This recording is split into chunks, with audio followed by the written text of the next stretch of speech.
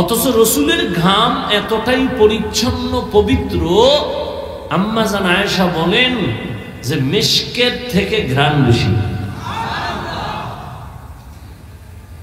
মিশকের থেকে ঘ্রাণ বেশি। কেমন নবী একটু চিন্তা করেন তো, কেমন নবী। আম্মা জান আয়েশা বলেন এই নবীর ঘাম আমি বোতলে ভরে রাখতাম। শুধু কি তাই, রহমতের নবী যে জায়গায় কদম রাখতেন ওই জায়গা থেকে দীর্ঘ বছর পর্যন্ত শুধু ঘেরান আর ঘেরান। নবী রাস্তা দিয়া চলতেছেন, দুপার্শ্বের গাছ নত হইয়া নবীরে সালাম জানায়, গাছ সালাম দেয়। সাহাবায়ে কেরাম পেছনে হাঁটতেছেন, বারবার শুনে কে যেন সালাম জানাইতেছে। নবীজিকে জিজ্ঞাসা করলেন, ইয়া রাসূলুল্লাহ, কোন মানুষ দেখি না, বারবার ডানে বামে থেকে সালামের আওয়াজ আসতেছে, কারা দেয়? রহমতের নবী বলেন, ও সাহাবা, আমি রহমতের নবী আসছি এই ঘেরানটা জঙ্গলের প্রাণীরা পাইয়া আমারে সালাম জানাইতেছে। জঙ্গলের হরিণ আমার নবীরে সালাম দেয়, সব প্রাণীরা সালাম দেয়। কেমন মায়ার নবী আমার, যেখানে নবী কদম রাখে ওখান থেকে মিশকের ঘ্রাণ। শুধু নবীর শরীর নিয়ে আলোচনা করলে সারা রাত চলে যাবে, শেষ হবে না। মুসলমানের গৌরবান্বিত আদর্শের মডেল আমার নবী, কেমন মায়ার নবী। যেই নবীর 63 বছর হায়াতে কোনদিন একটা মিথ্যা কথা বলেন নাই। তোমগো দুই একটা নেতার নাম কও, মিশা কয় না? আছে? কয় না মানি? ঘরের মধ্যে বয়া মোবাইল হাতে নিয়ে টাকা দেওয়ার ডরে কয়, কই আছেন হযরত? আমি জমিনেই নাই। ঘরের মধ্যে জমিনে নাই। রহমতের নবী 63 বছর হায়াতে ভুলেও কোনদিন একটা মিথ্যা কথা বলেন নাই। কথাগুলো আমি বলতেছি 1 মিনিটে, কিন্তু ভাবলে অনেক বিষয় এখান থেকে অনুধাবন হবে। এটা কেমনে সম্ভব? 1 দিন 2 দিন 3 দিন রহমতের নবী 63 বছর হায়াতে একটা মিথ্যা বলেন না, এটা কেমনে সম্ভব? রহমতের নবী আমার জীবনে কাউকে একটা গালি দেন নাই, বরং হাজার বিধর্মী আমার নবীরে গালি দিয়েছে, নবী একটা গালির জবাবও কোনোদিন দেন নাই। আপনি পারবেন? আপনারে যদি কেউ কয় তোরে 12টা বাজামু, আপনি রেডি হইছেন তোরে 13টা বাজামু। আপনারে কেউ একটা গালি দিছে, আপনি 10টা দিয়ে দিছেন। একজনারে মানুষের সামনে লজ্জা দিয়ে আপনি খুব খুশি, আমি পারি আর কেউ পারে না। রহমতের নবী গালি দিবেন দূরের কথা, নবীর সামনে দাঁড়ায় ইহুদিরা গালি দেয়, নবী একটা জবাব দেন না। আবু বকর পাশে দাঁড়াইয়া পেরেশান, রহমতের নবীরে গালি দেয়, আমি আবু বকর মেনে নিতে পারি না। আবু বকর দাঁড়ায়, নবী বলে বসেন, জবাব দিয়েন না। কিছুক্ষণ পর আবু বকর কন্ট্রোল করতে না পেরে দাঁড়ায়া জবাব দেওয়া শুরু করলেন। নবীজির মনটা বেজার হয়ে গেল। সব যখন ইহুদি গালি দিয়ে চলে গেল, আবু বকর বলেন, ইয়া রাসূলুল্লাহ, যতক্ষণ জবাব দেই না ততক্ষণ আপনার মন ছিল সুন্দর, চেহারা হাসি। আমি যখন আপনার মোহব্বত নিয়ে জবাব দেওয়া শুরু করলাম, আপনি মনে কষ্ট নিলেন, মনে হইল কেন? নবী বলেন, হে আবু বকর, যতক্ষণ আমি চুপ ছিলাম, জবাব দেই না, তুমিও চুপ ছিলা। আমি দেখতেছিলাম রহমতের ফেরেশতা আল্লাহ পাঠাইছেন ইহুদির জবাব দেওয়ার জন্য। যখন আপনি জবাব দেওয়া শুরু করছেন, ওই রহমতের ফেরেশতা চলে গেছে। ও যুবক বাবা, নিজে জুলুম কইরো না। কেউ যদি জুলুম করে আল্লাহর উপরে ছেড়ে দাও। তোমার বিচারটা হবে সামান্য, আল্লাহর বিচার কঠিন। একটু ধৈর্য ধরো, চোখে শুধু তাকায় দেখবা কেমনে আসমানের বিচারটা হয় কঠিন ভাবে। ধৈর্য ধরো, তবে তুমি জুলুম করিও। কেমন মায়ার নবী, আমার জীবনে কোনোদিন গালি দেন নাই, জবাব দেন নাই। শুধু কি তাই, নবী দুইটা চোখ মোবারক গরম করে কারো দিকে তাকান নাই। জীবনে কোনোদিন নবী গরম চোখে কারো দিকে তাকান নাই। বরং মায়ার নবী, কেমন সুন্দর আদর্শ। নবী বসে আছেন, সাহাবাদেরকে বলতেছেন কোন দিন আজরাইল আসবে জানা নাই, আমি কবে দুনিয়া থেকে চলে যাব জানা নাই, আমার কাছে কারো কোনো হক থাকলে বলো আমি আদায় করে দেই। আচ্ছা, কিছু নবীর কাছে যদি পায়, এটা কেউ বলবে? বুঝেন নাই? নবীর কাছে যদি কিছু পায় কোন সাহাবী বলবে? দূর, নবীর কাছে আবার চাওয়া কি? নবী বলেন কিছু পাও না থাকলে বলেন আমি দিয়ে দেই। বান্দার হক যেন আমার মাথায় না থাকে, আসামির কাঠগড়ায় দাঁড়াতে হবে। সবাই চুপ হয়ে গেছে। নবী কয় কি আমাদের কাছে পাইবে কিসের হক? কিন্তু না, একজন সাহাবী দাঁড়ায় গেছে, দাঁড়ায় বলেন ইয়া রাসূলুল্লাহ, আপনি আমার একদিন একটা চর মারছিলেন হালকা ভাবে, এমনি। সাহাবায়ে কেরাম তো গরম হয়ে গেছে ভিতরে ভিতরে, কিন্তু কিছু বলে না, বেয়াদবি হবে। এত বড় দুঃসাহস কেন দাঁড়াইল? নবী বুঝছেন, বুঝা কয় কেউ কথা বলবা না, সাহাবীরে রাস্তা করে দাও, হক আদায় করার জন্য আমার কাছে আসবে। সাহাবী এক কদম দুই কদম করে নবীর সামনে আগাইয়া, সামনে গিয়া কয় ইয়া রাসূলুল্লাহ, আপনি যখন আমারে চর মারছিলেন আমার শরীরে কোনো কাপড় ছিল না, জামা ছিল না। নবী কয় তো আমার জামাটাও খোলা লাগে। নবী এই কথা বইলা যখন হাত দুইটা দিয়া পেছের জামাটা উঠাইছেন, খুলবেন, সাহাবী একটা দৌড় দিয়ে পিছনে চলে গেছে। পিছনে যায় একটা দৌড় দিয়া নবীর গর্দানের নিচে মোহরের নবুয়ত, পেছন থেকে আইসা ওখানে চুমা দিছে। চুমা দিয়েই নবীর কদমে পড়ে বলেন ইয়া রাসূলুল্লাহ, মাফ করে দেন, বেয়াদবি না জানি হয়ে গেল। নবী বলেন সাহাবী, এই কামটা করার জন্য তো বাহানা করছো তুমি, আমার মোহরে নবুয়তে চুমা দিছো, না জানি জান্নাত ওয়াজিব করে ফেলেছো। মায়ার নবীর আদর্শ কত সুন্দর, রহমতের নবীর আদর্শ। ইহুদি হাতের মধ্যে তরবারি নিছে, কেউ নাই, নবী সামনে দাঁড়ানো। ইহুদি কয় এই আব্দুল্লাহর ছেলে, এখন তো কেউ নাই, তুমি আর আমি, তরবারি আমার হাতে দেখছো নি? কয় দেখছি। ইহুদি কয় এখন যদি তোমার কল্লার উপরে তরবারি মারি কে ফিরাবে? নবী বলেন আমার আল্লাহ ফিরাবেন। নবী কথা বলা মাত্র ইহুদির হাত থেকে তরবারি পড়ে গেল। নবী তরবারি টান দিয়ে কয় ইহুদি, তরবারি এখন কার হাতে? কয় মুহাম্মদের হাতে। আমি যদি তোরে এখন কল্লার উপরে মারি কে ফিরাবে বল? ইহুদি বলে আমারে কে ফিরাবে? কয় বল আল্লাহ ফিরাবে। কয় না না, যদি আল্লাহ ফিরাবে বলি তাহলে তো আল্লাহরে মাইনেই নেওয়া যায়। বলে বল আল্লাহ ফিরাবে। কয় বলবো না। কয়েকবার বলার পরে কয় যদি বলতেই চাই তাহলে আমারে কালেমাই পড়ায়া দাও। সাথে সাথে ইহুদি কালেমা পড়ে ফেলল। আল্লাহ পাক বলেন মানুষ তোমার দুনিয়াতে আমি আল্লাহ এত আদর করে বানাইছি, আখিরি নবীর উম্মত বানাইছি, যে কারণে অন্য নবীর উম্মতেরা গুনাহ করলে ঘুমের মধ্যে চেহারা পাল্টায় যাইত, কিন্তু তোদের গুনার কারণে আমি চেহারা পাল্টাই না, কারণ তোরা আমার মায়ার নবীর উম্মত। আমি বড় মোহাব্বত করি আমার নবীরে, তার উম্মতের। আমি আল্লাহ এই জন্য আমার নবীর মায়ার কারণে তোমাদের গুনাহ দেখতেছি, তারপর আমি চেহারা পাল্টাই না। আমি আল্লাহ রাগ কইরা পানিও বন্ধ করি নাই, বাতাস বন্ধ করি নাই।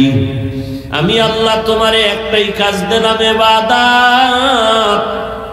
চাকরি করো, ব্যবসা করো, ইবাদত বানায় করো। চাকরি দিয়ে জান্নাত পাইবা, ব্যবসাটারে ইবাদত বানাও, ব্যবসা করিয়া জান্নাত পাইবা। স্কুলে পড়ো, কলেজে পড়ো, ডাক্তারি পড়ো, ইঞ্জিনিয়ারিং পড়ো, লেখাপড়াটা নবীর মোহাব্বত নিয়া, নামাজ পড়ো, সুন্দর ব্যবহার, চোখের হেফাজত করে চলো। তোমার লেখাপড়াটা ইবাদত বানায় দাও, জান্নাত তোমার জন্য হয়ে যাবে। ও ভাই, এই যে টেবিলের উপরে এক বোতল পানি, পিপাসা আমারও আছে, তোমারও আছে, যুবক খেয়াল করিও। এই এক বোতল পানি ইবাদত বানায় পান করো, তাহলে পিপাসাও মিটবে, ক্ষুধাও এবং ইবাদত হবে। তুমি এই এক গ্লাস, এক বোতল পানি পান করবা, আমিও করব, ব্যবধানটা কি? বিদ্যুতের গতিতে তোমার বাম হাত চলে যাবে বোতলের কিনারায়, ডান হাত দিয়া মুখটা খুইলা তুমি বাম হাত দিয়ে একটানে আধা বোতল পান করবা। আমি যখন পান করব, ভুলেও বাম হাত যাবে না, ডান হাত চলে যাবে। ডান হাতটা দিয়া বোতল খুইলে আমি পানি টান দিব, 3 শ্বাসে আমি 3 বারে পান করব। আমার পানিও পান করা হলো, ইবাদত হলো, সওয়াব হলো। তুমিও জুতা পরবা, আমিও জুতা পরি, ইবাদত বানায় পড়ো, নবীর আদর্শ মেনে পড়ো। ডান পাওটা ডান জুতায় আগে ঢুকাও, এরপরে বাম জুতা বাম পায়ে ঢুকাও। দোনো পায়ে যখন জুতা ঢুকছে, এবার যখন কদম দিবা, ডান পা দিয়ে তুমি কদম শুরু করো, সুন্নত। ইবাদত হয়ে গেছে। বাসায় যাইয়া তুমিও ফ্রেশ হবা, যুবক বাবা, আমিও ফ্রেশ হব। তুমিও হাত ধুইবা, চেহারা ধুইবা, পা ধুইবা, এই ফ্রেশ আমিও হব। তবে তোমারটা ইবাদত হবে না, আর আমি ইবাদত বানায়া ফ্রেশ হব। কয় কেমনে? কয় চেহারাটা ভালো করে ধুইয়া ফেলবো, হাতটা ধুইতে গিয়া কোন পর্যন্ত ধুবো, পায়ের গিরা সহ ধুবো, ওযু হয়ে যাবে, ইবাদত হবে, সওয়াব হবে। কষ্ট হয়নি? কষ্ট। আরে তুমিও তো এই কাজ করো, বাথরুমে যাও না তুমি, ইবাদত বানায় যাও। বাম পা দিয়া ঢুকবা, খালি মাথায় যাইও না, খালি পায়ে ঢুকবা না। জুতা পরে যাও, মাথায় কোনো কাপড় দিয়ে যাও বা টুপি পরে যাও। বাম পা দিয়া ঢুকো, ঢুকার আগে তুমি বিসমিল্লাহ বলো বা দোয়া পারলে বলো। বাথরুমে গিয়া যখন বসবা, বাম পায়ের উপরে ভর করে বসো, মানে ভরটা থাকবে কোন পায়ে? বাম পায়ে। হাঁটুর উপরে কাপড় উঠানো যাবে না। ঢিলা কুলুপ ব্যবহার করো, না থাকলে অন্তত টিস্যু ব্যবহার করো। কয়জনের বাথরুমে টিস্যু আছে, জুতা আছে, টুপি পরে যাও। বাথরুম হলো জিন শয়তানের আড্ডাখানা, এই জন্য বাথরুমে দুর্ঘটনা বেশি হয়। মানুষ পইরা যায়, মাথা ফাটে, পাও ভাঙ্গা যায়। আল্লাহর কসম, নবীর আদর্শ মেনে যদি বাথরুমে যাও, ইনশাআল্লাহ দুর্ঘটনা থেকে সুন্নতের আমলে হেফাজত হয়ে যাইবা।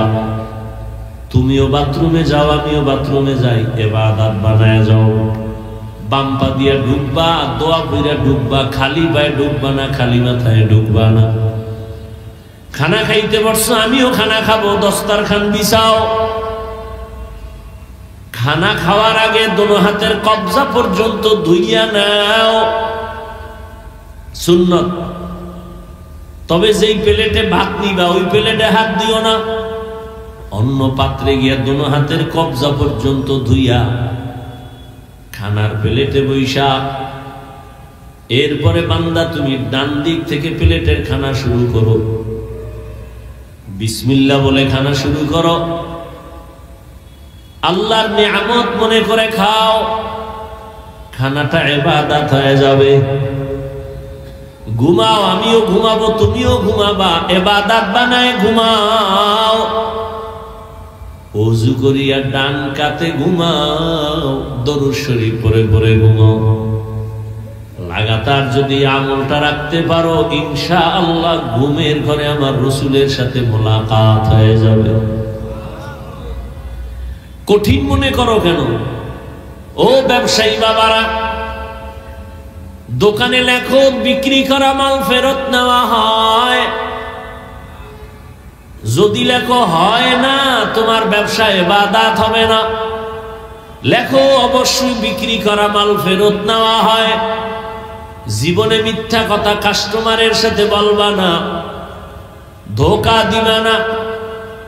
নামাজের আজান হয়ে গেছে, শাটার টেনে নামাজে যাও, কিচ্ছু লাগবে না, তোমার ব্যবসায়ী জান্নাত পর্যন্ত পৌঁছায় দিবে। নবী কয়, এই ব্যবসায়ী, আমি মুহাম্মদের সাথে জান্নাতে থাকবি। আত-তাজিরু সুদুকুল আমিন মা'আন নাবিয়্যিনা ওয়াস-সিদ্দিকিন ওয়াশ-শুহাদা। এবার একটু বাস্তবে ফলাফল দেখি কি।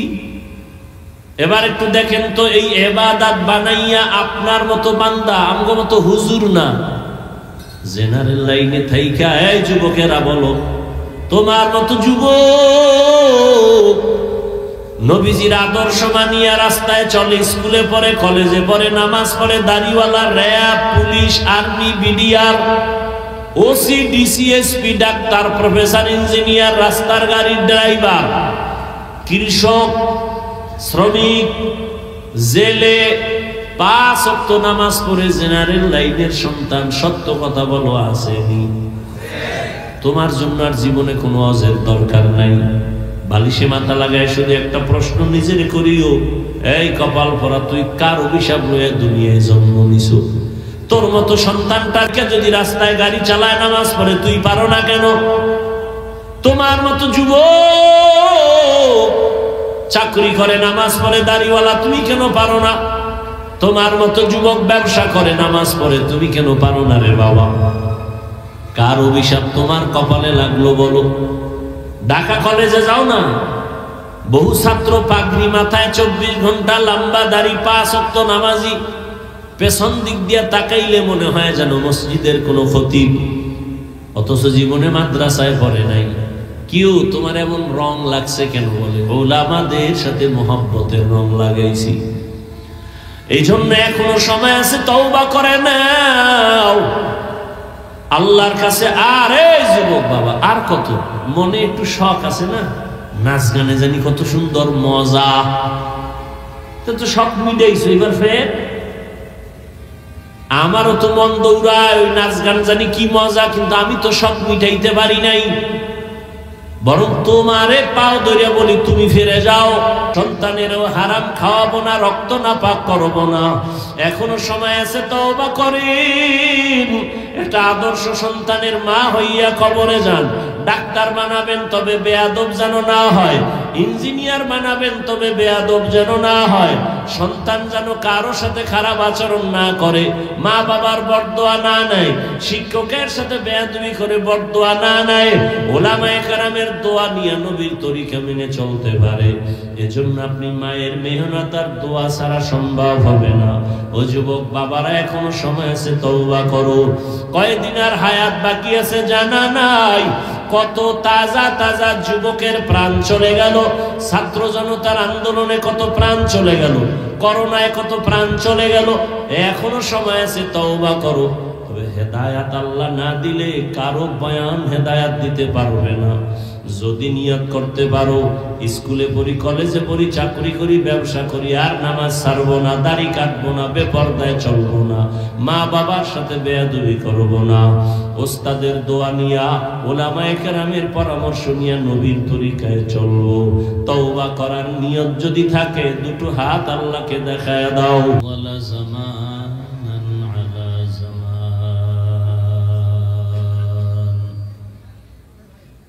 কামা ফাদ্দালা মাকানান আলা মাকান ওয়া ইনসানান আলা ইনসান। ওয়া নাশহাদু আল লা ইলাহা ইল্লাল্লাহু ওয়াহদাহু লা শারীকা লাহু লা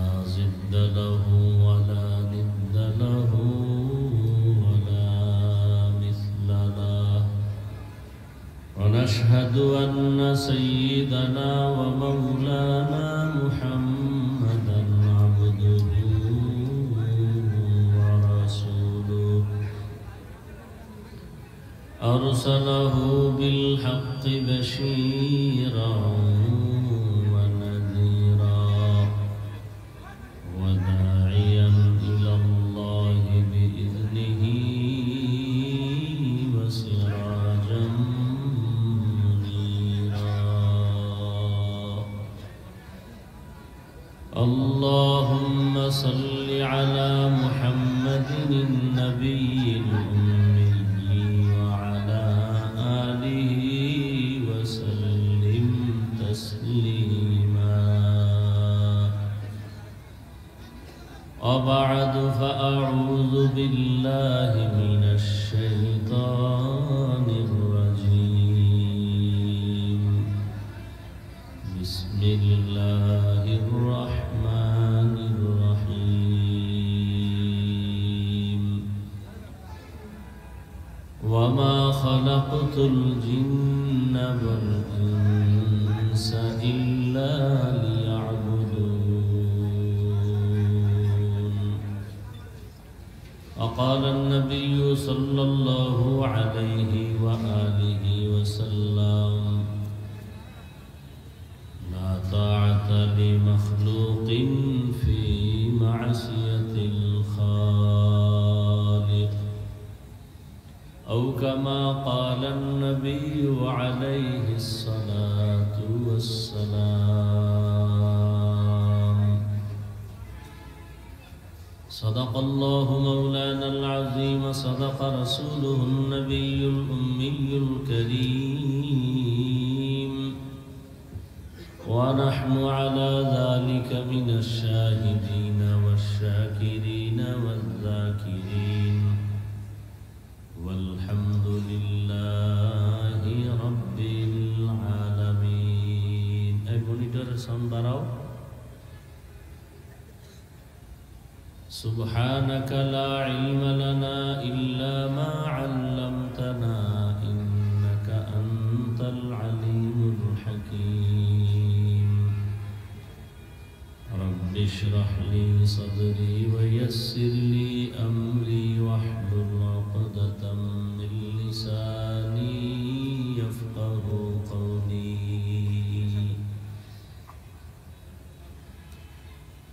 दीन की सूरज डूब रही है हम लोगों की सामने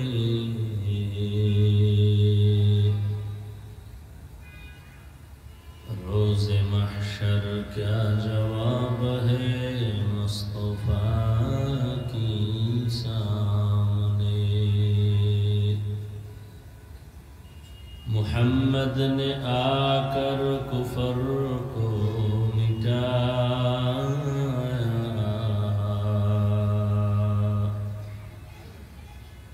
कुफर को मिटा कर सदाकत बताया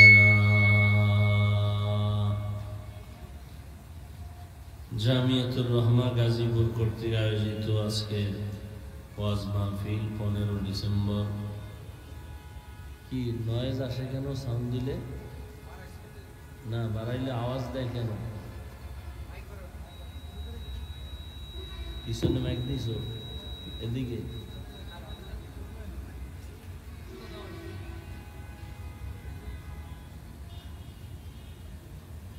আল্লাহ পাকের দরবারে শুকর যে আল্লাহ পাক আমাদেরকে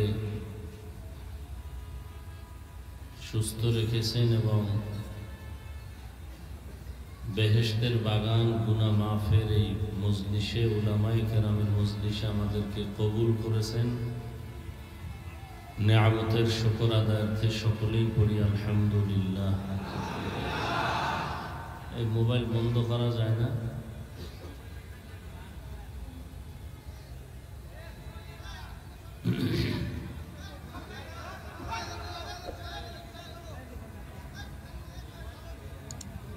হযরত উলামায়ে কেরাম অত্যন্ত গুরুত্বপূর্ণ আলোচনা রেখেছেন আপনারাও ধৈর্যের সাথে আলোচনা শুনছেন উলামায়ে কেরামের আলোচনা সবাইকে সহিভাবে আমল করার তৌফিক দান করেন। উলামায়ে কেরামের ইজ্জতকে আল্লাহ বেশি বেশি বাড়ায় দেন।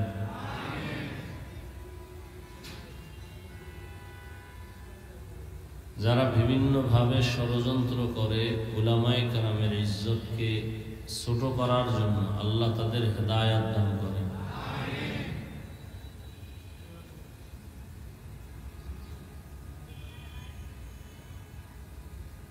আলোচনা অনেক হয়েছে আলহামদুলিল্লাহ, শুধুমাত্র মুখতাসার দু চারটা কথা বলে দোয়া করব সেই নিয়তেই কোরআনে হাকিমের এক আয়াত, রসুলের একটি হাদিস পড়েছি। ইখলাস রুহানিয়াতের সমন্বয়, সহি নিয়তে, সহি তরিকায়, সহি কিছু কথা বলার মতো, শুনবার মতো আমাকে আপনাদের সকলকে আল্লাহ তৌফিক দান করেন। ওমা খালাকতুল জিন্না ওয়াল ইনসা ইল্লা লিয়াবুদুন। আল্লাহ বলেন, মানুষ আর জিন আমি আল্লাহ সৃষ্টি করি নাই, হ্যাঁ করেছি একমাত্র ইবাদতের জন্য। নবীজি বলেন, লা তাআতা লি মাখলুকিন ফি মাসিয়াতিল খালিক। আল্লাহকে অসন্তুষ্ট করে পৃথিবীর ভিন্ন কারো আদেশ নিষেধ গ্রহণ করা, মেনে নেওয়া হারাম।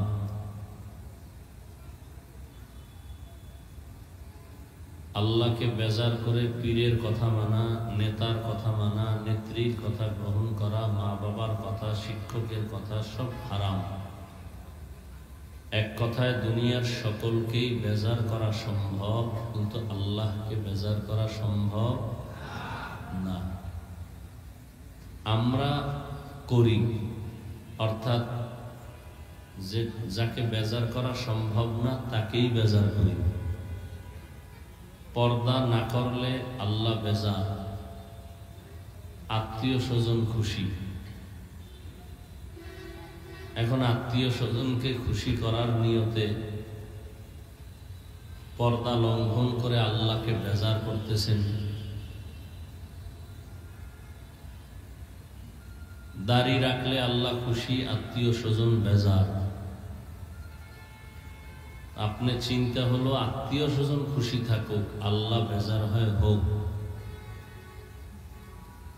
এবার আল্লাহকে বেজার করে আত্মীয় স্বজনের খুশির জন্য দাড়ি কেটে ফেলেছেন।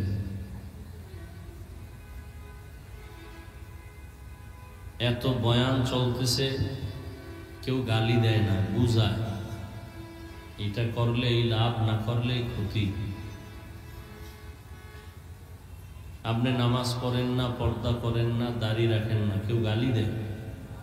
তাবলিগলারা বা কোনো আলেম ওলামারা গালি দিছে?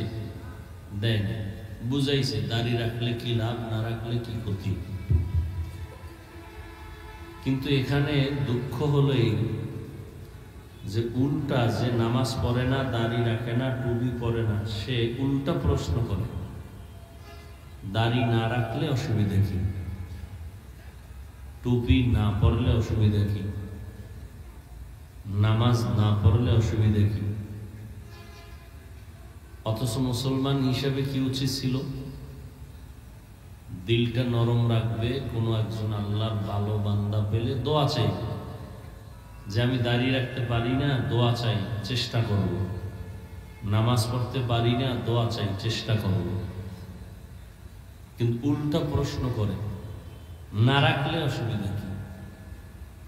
এর মতো গাদ্দার, কুলাঙ্গার আর বেয়াদব দুনিয়াতে আর কেউ হতে পারে না। যারাই প্রশ্ন করে এরা চূড়ান্ত বেয়াদব, এরা চূড়ান্ত কুলাঙ্গার। মানুষত্ব বোধ বলতে এদের মধ্যে কিচ্ছু নেই। আল্লাহ এদের হেদায়াত দান করেন। কত বড় দুঃসাহস তার! প্রশ্নটা কাকে করল? দাড়ি রাখার আদেশ কি আমার? পর্দা করার আদেশ কি আমার? কোনো পীরের, তাবলিগলাদের? না রাখলে অসুবিধা কি? প্রশ্নটা আল্লাহ কইছে দাঁড়িয়ে রাখ, নবীর মাধ্যম, নবীকে এটা কর। বলার পরে প্রশ্ন করা, এটা না করলে অসুবিধা কি? এটা বেয়াদবি না?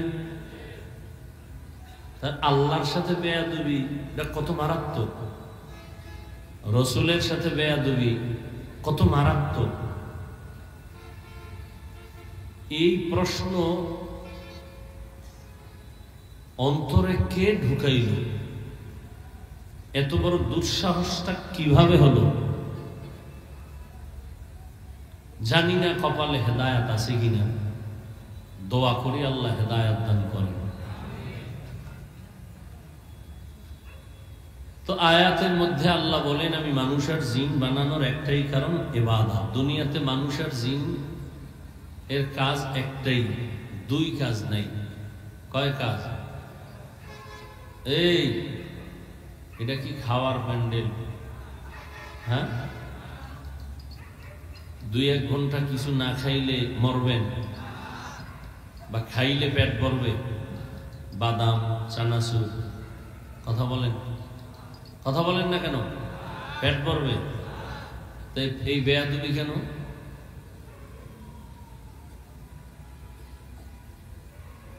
কোরআনের বাগানে এই বেয়াদবি কেন?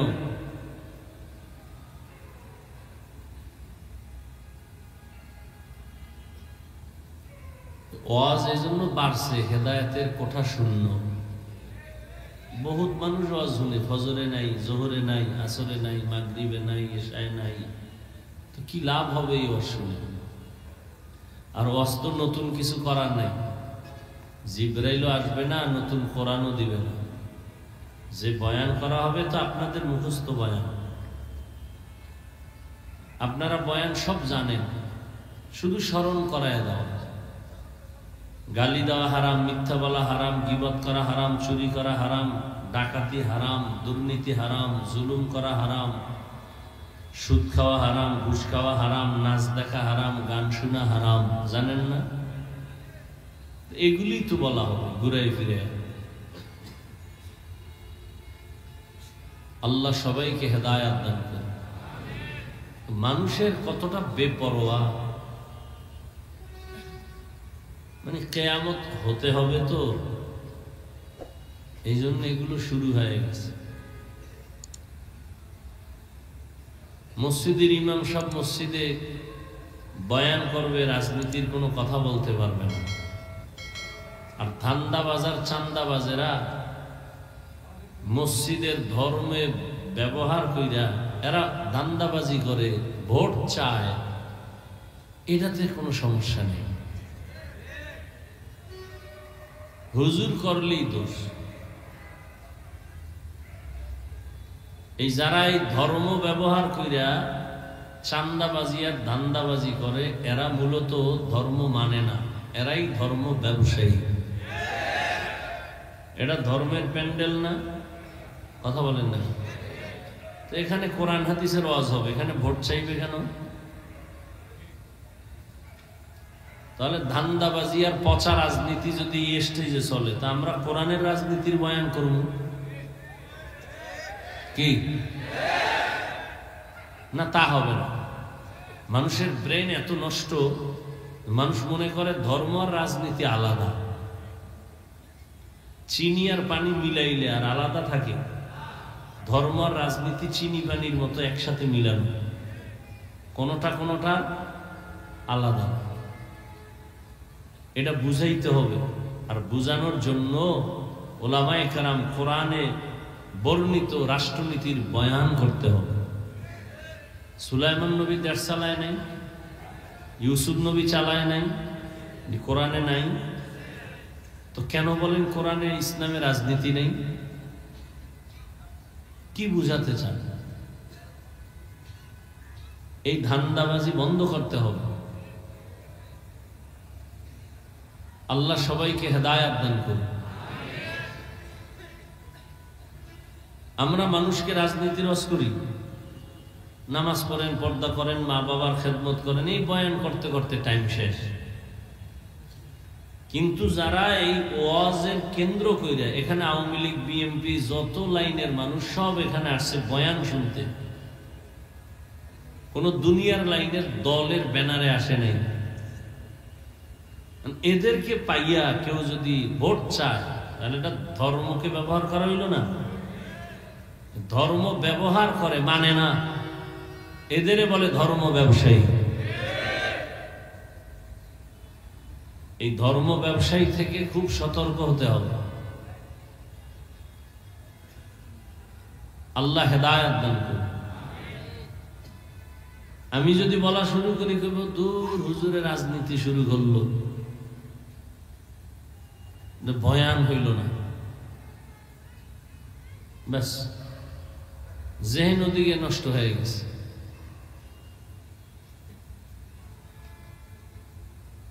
আল্লাহ আমাদেরকে হেদায়েত দান করেন। এই জাতির কপাল খুলবে কিনা সন্দেহ। মাঝে মাঝে চিন্তা করতাম, আল্লাহওয়ালারা মরতে চায় কেন? আমাদের তো মরতে মনেই চায় না।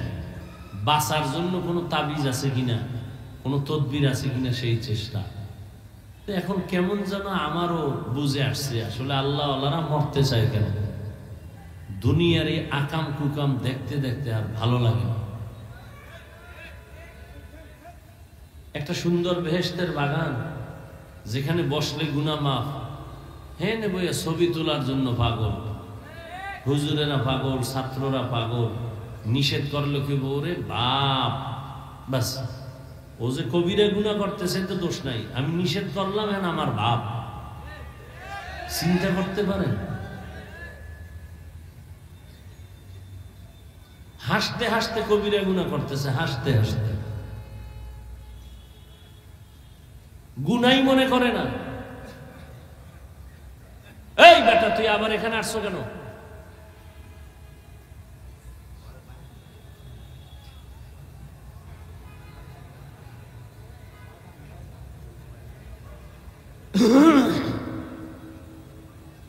গুনাকে গুনাই মনে করে না, বড় আফসোস।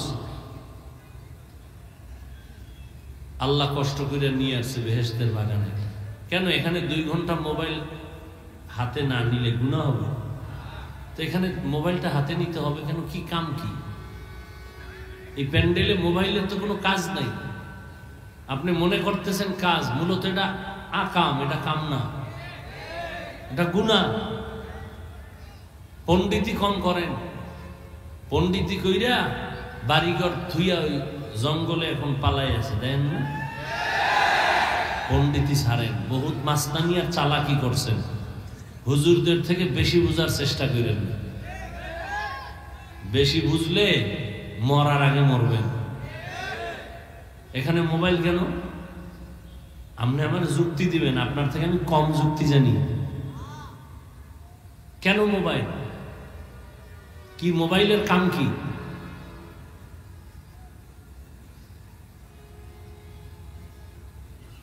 সরকারের কোনো প্রয়োজন ছাড়া, মদিনার অর্ডার ছাড়া ছবি তোলা সব সময় কবিরা গুনাহ, হারাম। দুনিয়ার কোনো মুফতির বাবার ক্ষমতা নেই এটাকে জায়েজ বলা। আপনি আমাকে প্রশ্ন করবেন, খুব বুদ্ধি লয়ে বইছেন তো, যে সামনে মিডিয়াওয়ালা তো কিছু কর না, খুব এলেম লয়ে বইছেন। ওরা রেকর্ড করবে পিওর ভাবে, সকালবেলা ওদের থেকে আপনি নিয়ে শুনবেন। এটা আপনার উপকারের জন্য বইছে, আকাম করতে হয় না। আর যদি ওরা আলেমুল আমাদের ইজ্জত নষ্ট করার কিছু করে, এত প্রত্যেক বয়ানই বরদোয়া করি যে ওলামায়ে কেরামের বিরোধিতা যারা করে, আল্লাহ ওদেরকে হেদায়েত দাও, না হয় ধ্বংস করে দাও। এত প্রত্যেক বয়ানে বলি।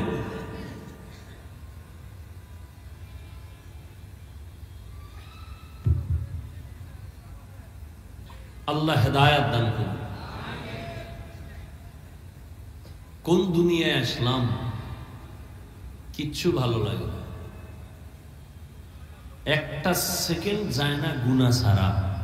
ছাত্রের হাতে মোবাইল, হুজুরের হাতে মোবাইল, আপনাদের কি বলবো, ইমাম সাহেবের হাতে মোবাইল, মুসল্লিদের হাতে মোবাইল, বক্তার হাতে মোবাইল, শ্রোতাদের হাতে মোবাইল। মানে নামাজে দাঁড়াইয়াও মনে হইতেছে আমি মোবাইল নিয়েই মোরাকাবায় আছি। মোবাইলে কি দেখছি? ওই ফিকির মোবাইল নিয়ে সারা রাত মোবাইল, সারাটা রাত মোবাইল।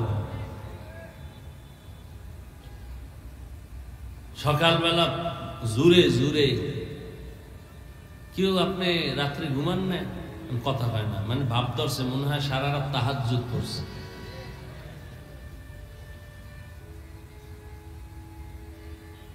এই জন্য রসুল ১৫০০ বছর আগে বইলে গেছেন, আলেমদের মধ্যে দুই দল, এক দল খারাপ, চূড়ান্ত খারাপ। ওরা ওই যে কয় না, বিরিয়ানি খারাপ হইলে ভাত পচলে খাওয়া যায়, বিরিয়ানি পচলে কোনো সুযোগ নেই। আলেম হইল বিরিয়ানির থেকেও দামি, এটি যদি নষ্টামি করে এটি কোনো কামে লাগে না।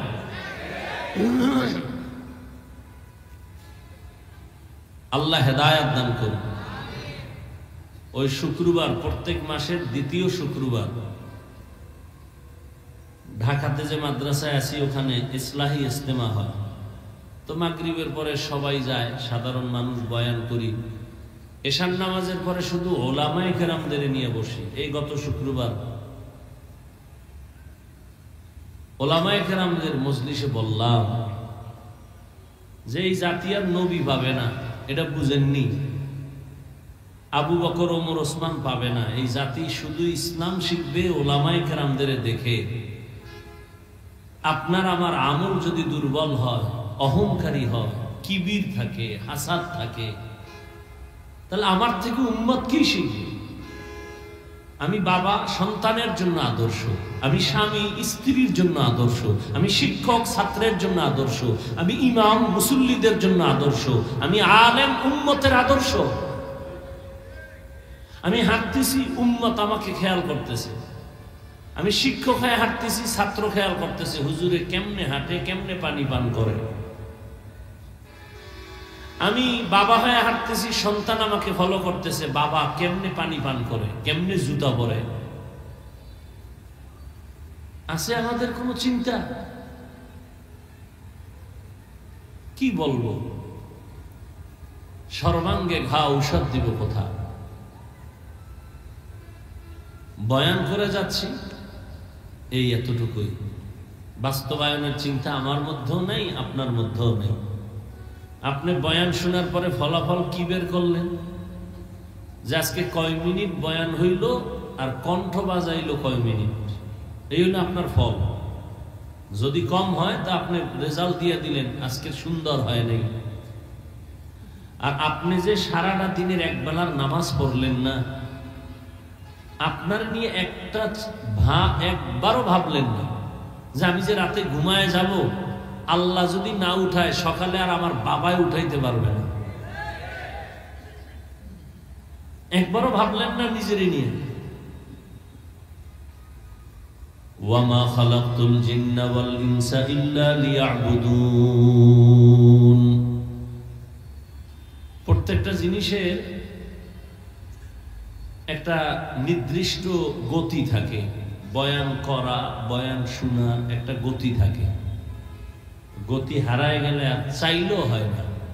আর আমি এমনিই তো বলি, আর আমার কথা না, পটিয়া মাদ্রাসার বাণী, প্রতিষ্ঠাতা ওলিয়ে কামেল কুতুবুল আলম, জবরদস্ত একজন আলেম এবং বুজুর্গ মুফতি আজিজুল হক রহমতুল্লাহ আলাইহি, তিনি বলছেন যে বক্তার এলেম আমল দিয়া ওয়াজ হয় না, বক্তার বয়ান বের হয় শ্রোতাদের অন্তরের আকর্ষণ আর মহব্বতের উপরে নির্ভর করে।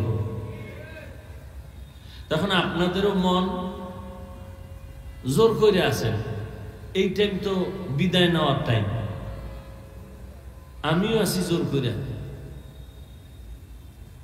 সাগর পানি দিয়ে আইছি, 1.5 ঘন্টা ঘুমাইছি। একটা মানুষের জীবনের সব থেকে সুস্থতার মূল ঔষধ ঘুম, এবং সে ঘুমটা রাতের ঘুম, এবং রাতের ঘুমের মধ্যভাগের ঘুম। প্রথম অংশের ঘুমও না, শেষ রাতের ঘুমও না। কমপক্ষে চিকিৎসা বিজ্ঞানীরা বলে 6 ঘন্টা কমপক্ষে। তো 1.5 ঘন্টা ঘুমাইলে উস্কই, এরপরে আবার চিল্লানো, আর এক জায়গায় চিল্লে আবার এখানে চলতেছে। এরপরে যদি হয় এলোমেলো অবস্থা, এটা কেমনে সম্ভব? আল্লাহ বলেন আমি মানুষ জিন বানাবার একটাই কারণ, ইবাদত। মানুষের জীবনে কোনো কাজ নেই, কাজ একটা, কি? ইবাদত। মানুষ মনে করে ইবাদত কি? মসজিদ, মাদ্রাসা আর ওয়াজ মাহফিল। না, মানুষের জীবনের শুরু থেকে শেষ পর্যন্ত প্রত্যেকটা কাজ ইবাদত।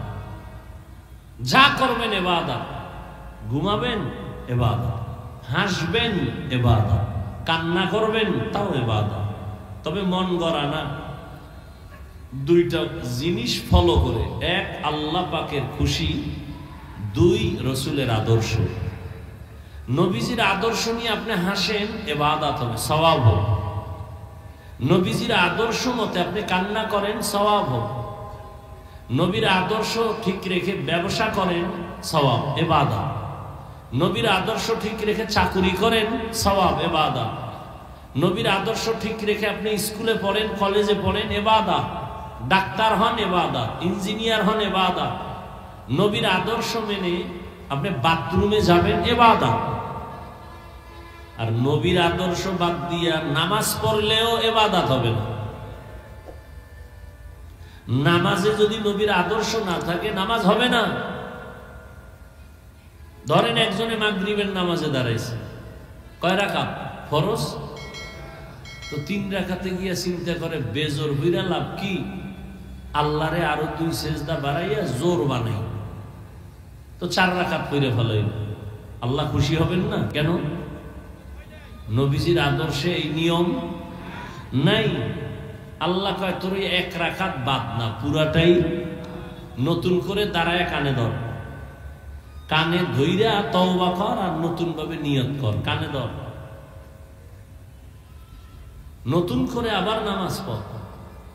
একজনের রোজার মাসে রোজা রাখা শুরু করে আবেগ বাইরে গেছে, আল্লাহ যদি পুরো বছরটা দিয়ে লাইতো ভালোই লাগতো। যেহেতু দেয় নাই, অন্তত ঈদের দিনটা তো রাখি। ঈদের দিনও রোজা রাখছে, আল্লাহর মহব্বতে হবে। তার অন্তরে কোনো ভেজাল নাই,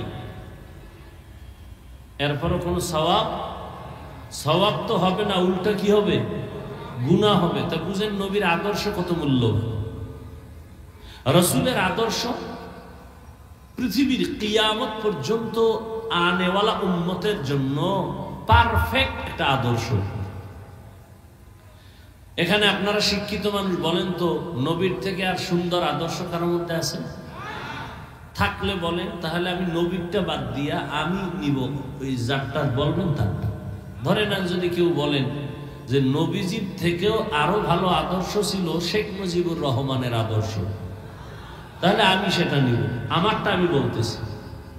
যদি বলতে পারেন না নবীর আদর্শ থেকে আরো সুন্দর আদর্শ ছিল জিয়াউর রহমানের আদর্শ, তাহলে আমি নবীজিরটা বাদ, আমি জিয়াউর রহমানেরটা নিব। তো বলার মতো পাড়া আছে, সাহস আছে? বরং শেখ মুজিবার জিয়া কেন, এর থেকে বড় আব্রাহাম লিঙ্কন, যার গণতন্ত্রের জন্য আওয়ামী লীগও মরে, বিএনপি মরে, সব মরে। এটা কুফুরি মতবাদ। কি মতবাদ? এই আব্রাহাম লিঙ্কনের আদর্শ, মাও সেতুংয়ের আদর্শ, লেনিনের আদর্শ, কালমার্সের আদর্শ, প্লেটোর আদর্শ, সমাজতন্ত্র, গণতন্ত্র, প্রজাতন্ত্র, যত তন্ত্র মন্ত্র আছে দুনিয়াতে কোনো শান্তি দিতে পারছে? পারে না। ওরাও জানে মদিনার আদর্শ ছাড়া আর মানুষকে শান্তি দেওয়ার কোনো বিকল্প আদর্শ নাই। মানে না কেন? মানতে গেলে চুরি করতে পারবে না, দুর্নীতি করতে পারবে না, মনের মতো মদ পান করতে পারবে না। এই জন্য ওরা জানে ইসলাম সঠিক, মানে না। মাইকে তো বলে ইসলাম শান্তির ধর্ম, নামাজও পড়ে না, এক ওয়াক্ত নামাজও পড়ে না, সে বলে ইসলাম শান্তির ধর্ম। তো রসুলের আদর্শ, আমি বলি এক কথায় জবাব, দুনিয়ার সব আদর্শ নাপাক, রসুলের আদর্শ পাক। বাস, এটা সহজ কথা। দুনিয়ার সব আদর্শ নাপাক, নবীজির আদর্শ। প্রশ্ন করবেন দুনিয়াওয়ালাদের আদর্শ নাপাক কেন? আমি বলি তার দেমাগ নাপাক, পুরো মানুষটাই নাপাক। 3 বেলা খাইয়া মদের বোতল, গাঞ্জা, বিড়ি, আরো যত নেশা আছে এগুলো খাইলে মেধা ঠিক থাকে। কেমন মেধা বুঝেন? মদের বোতল ভিতরে নেওয়ার পরে বউরে মা বলে, তাহলে কি বুঝেন? তার মেধা সঠিক, তার মেধা নষ্ট। এই সব নেশাখোরের গোষ্ঠী ক্যান্সারে মরে, দেখছেন নি? সবটি ক্যান্সারে মরে। আল্লাহ হেদায়াত দান করুন। তাহলে সব আদর্শ মানুষের নাপাক। মদিনার রসুলের আদর্শ কেন পাক? নবী নিজেই পাক। কেমন পাক? আম্মা জান আয়েশা রাদিয়াল্লাহু আনহা বলেন, রহমতের নবীর ঘাম আমি বোতলের মধ্যে ভরে রাখতাম, আর এই নবীর ঘাম বড় বড় বড় বড় অনুষ্ঠানে আতর হিসাবে ব্যবহার করতাম। আমনেরটাও ব্যবহার করার মতো। আমনের পাশে দাঁড়াইলে নামাজ শেষ, এরপর যদি আন বিড়ি ঠেনে, আর এই শীতের মধ্যে কুলের বলদ যেটি, এটা তো গোসলও করবে না ঠিক মতো, অজু টুজু তো পরে, পোশাক ধোয়ার তো খবরই নেই। এক পোশাক গায়ে দেয় এক সপ্তাহ।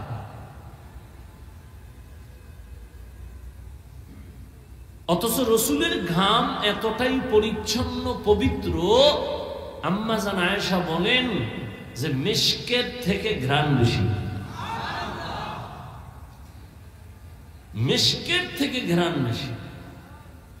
কেমন নবী একটু চিন্তা করেন তো, কেমন নবী। আম্মা জান আয়েশা বলেন এই নবীর ঘাম আমি বোতলে ভরে রাখতাম। শুধু কি তাই, রহমতের নবী যে জায়গায় কদম রাখতেন ওই জায়গা থেকে দীর্ঘ বছর পর্যন্ত শুধু ঘেরান আর ঘেরান। নবী রাস্তা দিয়া চলতেছেন, দুপার্শ্বের গাছ নত হইয়া নবীরে সালাম জানায়, গাছ সালাম দেয়। সাহাবায়ে কেরাম পেছনে হাঁটতেছেন, বারবার শুনে কে যেন সালাম জানাইতেছে। নবীজিকে জিজ্ঞাসা করলেন, ইয়া রাসূলুল্লাহ, কোন মানুষ দেখি না, বারবার ডানে বামে থেকে সালামের আওয়াজ আসতেছে, কারা দেয়? রহমতের নবী বলেন, ও সাহাবা, আমি রহমতের নবী আসছি এই ঘেরানটা জঙ্গলের প্রাণীরা পাইয়া আমারে সালাম জানাইতেছে। জঙ্গলের হরিণ আমার নবীরে সালাম দেয়, সব প্রাণীরা সালাম দেয়। কেমন মায়ার নবী আমার, যেখানে নবী কদম রাখে ওখান থেকে মিশকের ঘ্রাণ। শুধু নবীর শরীর নিয়ে আলোচনা করলে সারা রাত চলে যাবে, শেষ হবে না। মুসলমানের গৌরবান্বিত আদর্শের মডেল আমার নবী। কেমন মায়ার নবী, যেই নবীর 63 বছর হায়াতে কোনদিন একটা মিথ্যা কথা বলেন নাই। তোমগো দুই একটা নেতার নাম কও, মিশা কয় না? আছে? কয় না মানি? ঘরের মধ্যে বয়া মোবাইল হাতে নিয়ে টাকা দেওয়ার ডরে কয়, কই আছেন হযরত? আমি জমিনেই নাই। ঘরের মধ্যে জমিনে নাই। রহমতের নবী 63 বছর হায়াতে ভুলেও কোনদিন একটা মিথ্যা কথা বলেন নাই। কথাগুলো আমি বলতেছি 1 মিনিটে, কিন্তু ভাবলে অনেক বিষয় এখান থেকে অনুধাবন হবে। এটা কেমনে সম্ভব? একদিন, 2 দিন, 3 দিন রহমতের নবী 63 বছর হায়াতে একটা মিথ্যা বলেন না, এটা কেমনে সম্ভব? রহমতের নবী আমার জীবনে কাউকে একটা গালি দেন নাই, বরং হাজার বিধর্মী আমার নবীরে গালি দিয়েছে, নবী একটা গালির জবাবও কোনোদিন দেন নাই। আপনি পারবেন? আপনারে যদি কেউ কয় তোরে 12টা বাজামু, আপনি রেডি হয়েছেন তোরে 13টা বাজামু, আপনারে কেউ একটা গালি দিছে, আপনি 10টা দিয়ে দিছেন। একজনারে মানুষের সামনে লজ্জা দিয়ে আপনি খুব খুশি, আমি পারি আর কেউ পারে না। রহমতের নবী গালি দিবেন দূরের কথা, নবীর সামনে দাঁড়ায় ইহুদিরা গালি দেয়, নবী একটা জবাব দেন না। আবু বকর পাশে দাঁড়াইয়া পেরেশান, রহমতের নবীরে গালি দেয়, আমি আবু বকর মেনে নিতে পারি না। আবু বকর দাঁড়ায়, নবী বলে বসেন, জবাব দিয়েন না। কিছুক্ষণ পর আবু বকর কন্ট্রোল করতে না পেরে দাঁড়ায়া জবাব দেওয়া শুরু করলেন। নবীজির মনটা বেজার হয়ে গেল। সব যখন ইহুদি গালি দিয়ে চলে গেল, আবু বকর বলেন, ইয়া রাসূলুল্লাহ, যতক্ষণ জবাব দেই না ততক্ষণ আপনার মন ছিল সুন্দর, চেহারা হাসি। আমি যখন আপনার মোহব্বত নিয়ে জবাব দেওয়া শুরু করলাম, আপনি মনে কষ্ট নিলেন, মনে হইল কেন? নবী বলেন, হে আবু বকর, যতক্ষণ আমি চুপ ছিলাম, জবাব দেই নাই, তুমিও চুপ ছিলা। আমি দেখতেছিলাম রহমতের ফেরেশতা আল্লাহ পাঠাইছেন ইহুদির জবাব দেওয়ার জন্য। যখন আপনি জবাব দেওয়া শুরু করছেন, ওই রহমতের ফেরেশতা চলে গেছে। অযুবক বাবা, নিজে জুলুম কইরো না। কেউ যদি জুলুম করে আল্লাহর উপরে ছেড়ে দাও, তোমার বিচারটা হবে সামান্য, আল্লাহর বিচার কঠিন। একটু ধৈর্য ধরো, চোখে শুধু তাকায় দেখবা কেমনে আসমানের বিচারটা হয় কঠিন ভাবে। ধৈর্য ধরো, তবে তুমি জুলুম করিও না। কেমন মায়ার নবী, আমার জীবনে কোনোদিন গালি দেন নাই, জবাব দেন নাই। শুধু কি তাই, নবী দুইটা চোখ মোবারক গরম করে কারো দিকে তাকান নাই। জীবনে কোনোদিন নবী গরম চোখে কারো দিকে তাকান নাই। বরং মায়ার নবী কেমন সুন্দর আদর্শ। নবী বসে আছেন, সাহাবাদেরকে বলতেছেন, কোন দিন আজরাইল আসবে জানা নাই, আমি কবে দুনিয়া থেকে চলে যাব জানা নাই। আমার কাছে কারো কোনো হক থাকলে বলো, আমি আদায় করে দেই। আচ্ছা, কিছু নবীর কাছে যদি পায়, এটা কেউ বলবে? বুঝেন নাই? নবীর কাছে যদি কিছু পায় কোন সাহাবী বলবে? দূর, নবীর কাছে আবার চাওয়া কি? নবী বলেন, কিছু পাও না থাকলে বলেন, আমি দিয়ে দেই। বান্দার হক যেন আমার মাথায় না থাকে, আসামির কাঠগড়ায় দাঁড়াতে হবে। সবাই চুপ হয়ে গেছে। নবী কয় কি, আমাদের কাছে পাইবে কিসের হক? কিন্তু না, একজন সাহাবী দাঁড়ায় গেছে, দাঁড়ায় বলেন, ইয়া রাসূলুল্লাহ, আপনি আমার একদিন একটা চর মারছিলেন হালকা ভাবে, এমনি। সাহাবায়ে কেরাম তো গরম হয়ে গেছে ভিতরে ভিতরে, কিন্তু কিছু বলে না, বেয়াদবি হবে। এত বড় দুঃসাহস কেন দাঁড়াইল?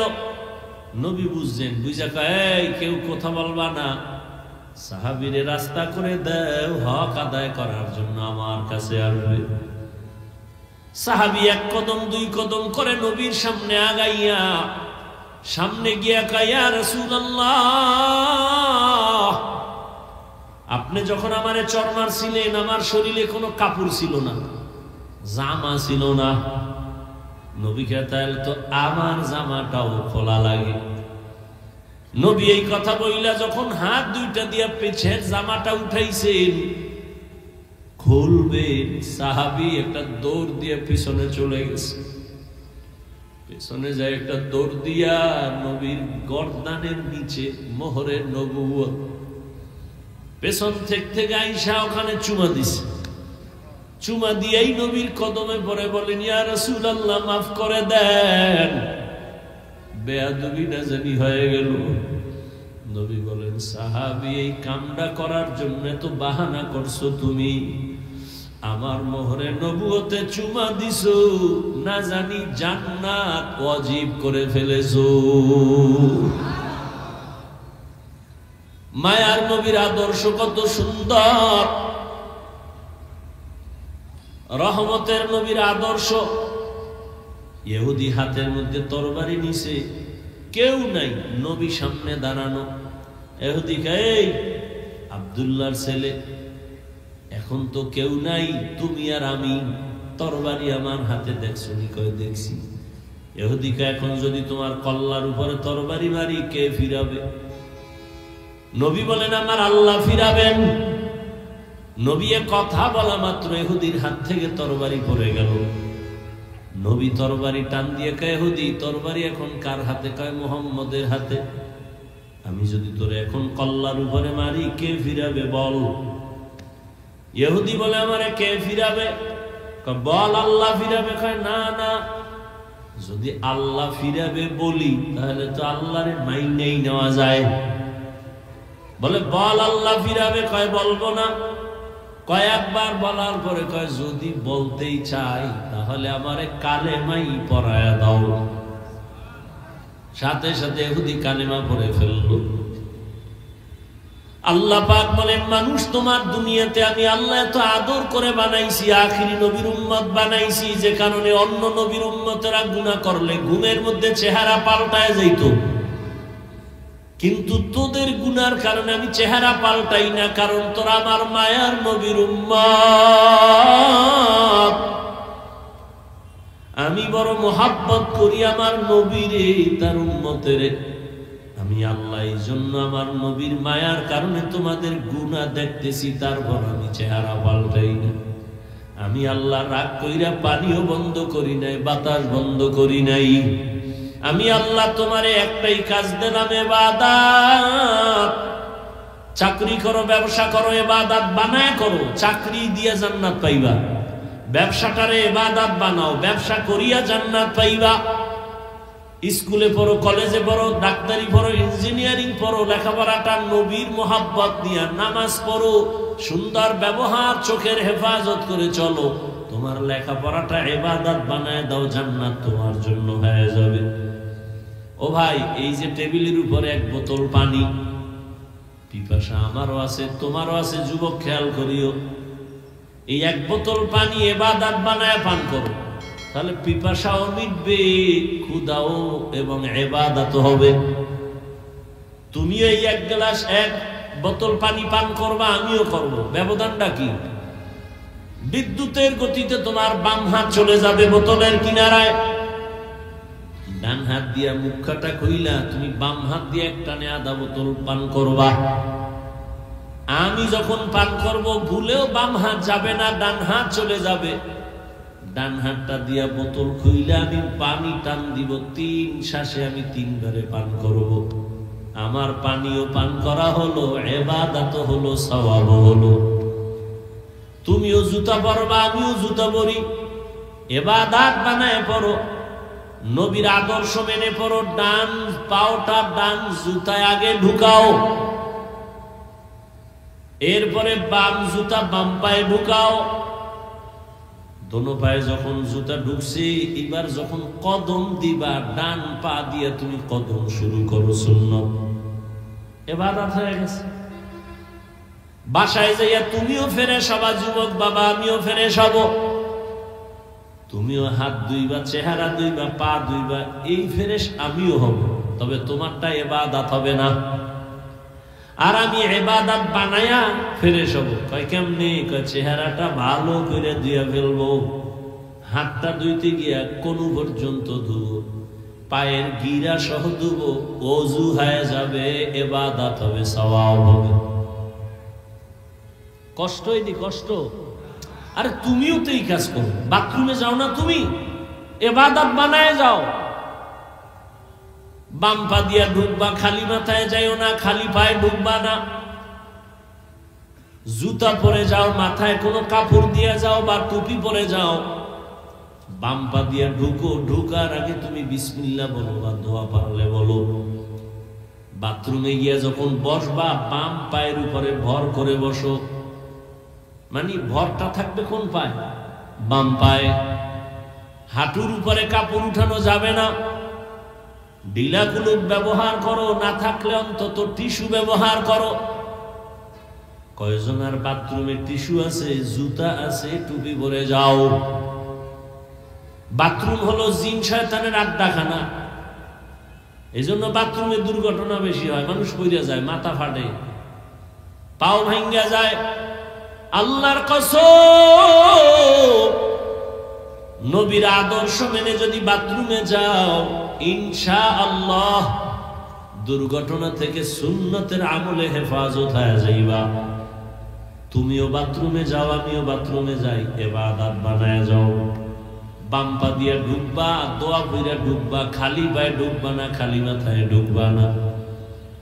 খানা খাইতে বসছো, আমিও খানা খাবো, দস্তারখান বিছাও। খানা খাওয়ার আগে দোনো হাতের কবজা পর্যন্ত ধুইয়া নাও, সুন্নত। তবে যেই প্লেটে ভাত নিবা ওই প্লেটে হাত দিও না, অন্য পাত্রে গিয়া দোনো হাতের কবজা পর্যন্ত ধুইয়া খানার প্লেটে বৈশা। এরপরে বান্দা তুমি ডান দিক থেকে প্লেটের খানা শুরু করো, বিসমিল্লাহ বলে খানা শুরু করো, আল্লাহর নিয়ামত মনে করে খাও। খানাটা ইবাদত হয়ে যাবে। ঘুমাও, আমিও ঘুমাবো, তুমিও ঘুমাবা, ইবাদত বানায় ঘুমাও। ওযু করিয়া ডান কাতে ঘুমাও, দরুদ শরীফ পড়ে পড়ে ঘুমাও। লাগাতার যদি আমলটা রাখতে পারো, ইনশাআল্লাহ ঘুমের ঘরে আমার রাসূলের সাথে মোলাকাত হয়ে যাবে। কঠিন মনে করো কেন? ও ব্যবসায়ী বাবারা, দোকানে লেখো বিক্রি করা মাল ফেরত নেওয়া হয়। যদি লেখো হয় না, তোমার ব্যবসা ইবাদত হবে না। লেখো অবশ্যই বিক্রি করা মাল ফেরত নেওয়া হয়। জীবনে মিথ্যা কথা কাস্টমারের সাথে বলবা না, ধোঁকা দিবা না। নামাজের আজান হয়ে গেছে, শাটার টেনে নামাজে যাও, কিচ্ছু লাগবে না, তোমার ব্যবসায়ী জান্নাত পর্যন্ত পৌঁছায় দিবে। নবী কয়, এই ব্যবসায়ী, আমি মুহাম্মদের সাথে জান্নাতে থাকবি। আত-তাজিরুস সুদুকুল আমিন মা'আন নাবিয়্যিন ওয়াস সিদ্দিকিন ওয়াশ শুহাদা। এবার একটু বাস্তবে ফলাফল দেখি কি। এবার একটু দেখেন তো, এই ইবাদত বানাইয়া আপনার মতো বান্দা, আমগো মতো হুজুর না, জেনারেল লাইনে থাইকা, এই যুবকেরা বলো, তোমার মতো যুবক নবীজির আদর্শ মানিয়া রাস্তায় চলে, স্কুলে পড়ে, কলেজে পড়ে, নামাজ পড়ে, দাড়িওয়ালা, RAB, police, army, BDR, OC, DC, SP, doctor, professor, engineer, রাস্তার গাড়ির ড্রাইভার, কৃষক, শ্রমিক, জেলে, 5 ওয়াক্ত নামাজ পড়ে জেনারেল লাইনের সন্তান, সত্য কথা বলো, আসেনি? তোমার জন্য আর জীবনে কোনো অজের দরকার নাই। বালিশে মাথা লাগায় শুধু একটা প্রশ্ন নিজেরে করিও, এই কপাল পরা, তুই কার অভিশাপ লয়ে দুনিয়ায় জন্ম নিছো? তোর মতো সন্তানটাকে যদি রাস্তায় গাড়ি চালায়, নামাজ পড়ে, তুই পারো না কেন? তোমার মতো যুবক চাকরি করে, নামাজ পড়ে, দাড়িওয়ালা, তুমি কেন পারো না? তোমার মতো যুবক ব্যবসা করে, নামাজ পড়ে, তুমি কেন পারো না রে বাবা? কার অভিশাপ তোমার কপালে লাগলো বলো? ঢাকা কলেজে যাও না, বহু ছাত্র পাগড়ি মাথায়, 24 ঘন্টা লম্বা দাড়ি, 5 ওয়াক্ত নামাজি, পেছন দিক দিয়ে তাকাইলে মনে হয় যেন মসজিদের কোনো খতিব, অথচ জীবনে মাদ্রাসায় পড়ে নাই। কেউ তোমার এমন রং লাগছে কেন? বলে ওলামাদের সাথে মোহাব্বতের রং লাগাইছি। এই জন্য এখনো সময় আছে, তওবা করে নাও আল্লাহর কাছে। আর এই যুবক বাবা, আর কত মনে একটু শখ আছে না, নাচ গানে জানি কত সুন্দর মজা, তো শখ মিটাইছো, এবার ফের আমারও তো মন দৌড়ায়, ওই নাচ গান জানি কি মজা, কিন্তু আমি তো শখ মিটাইতে পারি নাই। বরং তোমারে পাও ধরিয়া বলি, তুমি ফিরে যাও, সন্তানেরও হারাম খাওয়াবো না, রক্ত না পাক করবো না। এখনো সময় আছে, তওবা করেন। একটা আদর্শ সন্তানের মা হইয়া কবরে যান, ডাক্তার বানাবেন তবে বেয়াদব যেন না হয়, ইঞ্জিনিয়ার বানাবেন তবে বেয়াদব যেন না হয়, সন্তান যেন কারো সাথে খারাপ আচরণ না করে, মা বাবার বরদোয়া না নেয়, শিক্ষকের সাথে বেয়াদবি করে বরদোয়া না নেয়, ওলামায়ে কেরামের দোয়া নিয়ে নবীর তরিকা মেনে চলতে পারে। এজন্য আপনি মায়ের মেহনত আর দোয়া ছাড়া সম্ভব হবে না। ও যুবক বাবারা, এখনো সময় আছে, তওবা করো। কয়দিন আর হায়াত বাকি আছে জানা নাই। কত তাজা তাজা যুবকের প্রাণ চলে গেল, ছাত্র জনতার আন্দোলনে কত প্রাণ চলে গেল, করোনায় কত প্রাণ চলে গেল। এখনো সময় আছে, তওবা করো। তবে হেদায়াত আল্লাহ না দিলে কারো বয়ান হেদায়াত দিতে পারবে না। যদি নিয়ত করতে পারো, স্কুলে পড়ি, কলেজে পড়ি, চাকরি করি, ব্যবসা করি, আর নামাজ ছাড়বো না, দাড়ি কাটবো না, বেপরদায় চলবো না, মা বাবার সাথে বেয়াদবি করবো না, ওস্তাদের দোয়া নিয়া, ওলামায়ে কেরামের পরামর্শ নিয়ে নবীর তরিকায় চলবো। তওবা করার নিয়ত যদি থাকে, দুটো হাত আল্লাহকে দেখায় দাও। আয় আল্লাহ, হাতগুলো কবুল করে নেন, তওবা কবুল করে নেন, তওবার উপরে মজবুত হইয়া চলার তৌফিক দান করেন, আমিন। আলহামদুলিল্লাহি রাব্বিল আলামিন, ওয়াসসালাতু ওয়াসসালামু আলা সাইয়্যিদিল আমবিয়াই ওয়াল মুরসালিন ওয়া আলা আলিহি ওয়া আসহাবিহি আজমাইন। ইয়া আরহামার রাহিমিন, ইয়া আরহামার রাহিমিন, ইয়া আরহামার রাহিমিন। রব্বিরহামহুমা কামা রব্বায়ানি সগীরা। আল্লাহুম্মা ইন্নাকা আফুউন কারীম তুহিব্বুল আফওয়া ফা'ফু আন্না। আল্লাহুম্মা ইন্না নাসআলুকা রিযাকা ওয়াল জান্নাহ ওয়া নাউযু বিকা মিন সাখাতিকা ওয়ান নার।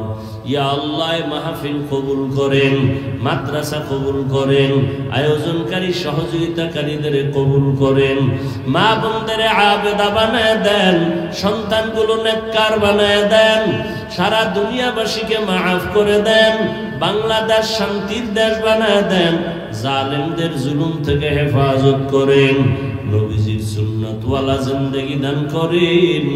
আয় আল্লাহ, উলামায়ে কেরামের বিজয় দান করেন। আয় আল্লাহ, জাহিরি বাতিনি দুশমনের মোকাবেলায় বিজয় দান করেন। আয় আল্লাহ, দিনের খেদমতগুলো কুদরতের দ্বারা কবুল করে নেন। আওয়াজে কথায় নবীজির মুহাব্বতে দ্বীনের নিসবতে স্পষ্টতা রুহানিয়াত বাড়ায় দেন, মা বোনদের আবেদা বানায় দেন।